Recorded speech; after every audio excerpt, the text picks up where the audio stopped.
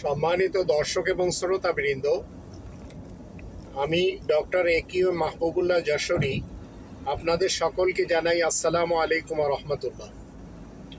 অনেকে আমার কাছে প্রশ্ন করেন যে আপনি শেখ হাসিনাকে বাংলাদেশের প্রধানমন্ত্রী মানেন কিনা। এর উত্তরে আমি বলবো, শেখ হাসিনা বাংলাদেশের প্রধানমন্ত্রী তো কখনোই না। আমি তাকে একজন দখলদার হিসেবে মানি, ঠিক যেভাবে উত্তর কোরিয়াতে কিং জং উন রয়েছে, ওইভাবে বাংলাদেশে আজ প্রধান হিসেবে